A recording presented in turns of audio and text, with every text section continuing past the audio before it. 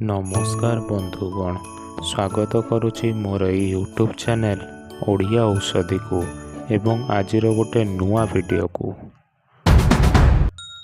तेबे बंधुगण, स्वप्न दोष जहाँ को आमे नाइटफॉल बोली कही थाउ, यह कहा आगरे प्रकाश करी हुए नहीं, किंतु मन रखंतु यह रोग नुहे।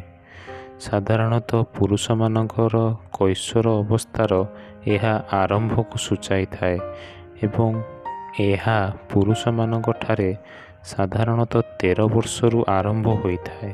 केतेक क्षेत्र में यह खराब बा अश्लील वीडियो देखिया द्वारा एवं अन्य केतेक क्षेत्र में यह नॉर्मल होइथाए, जार अत्यधिक हेबा फल आमर स्वास्थ्य पर प्रभाव पकाइबा सहित स्मरण शक्ति ह्रास हो जाए। जदि आमर नाइटफॉल बा स्वप्न दोष सप्ताह को थरे बा दुई थर हुए, तेबे यह को नॉर्मल बोली धरा जाए एवं यार प्रतिकार पाई आज एक उपाय आनीछि। यह को आपण लेखि रखंतु। ब्राह्मी चूर्ण रे मिश्री मिसाई प्रत्यह क्षीर सहित सेवन कले प्रमेह एवं स्वप्न दोष भी नष्ट हो जाए।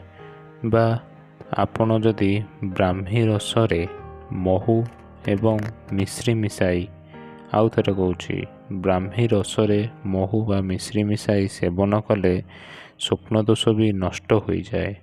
तेणु आपण मैंने यह किछि दिन पालन करंतु एवं उपशम मिलिले मते कमेंट माध्यम रे निश्चय जणाइबे। नमस्कार।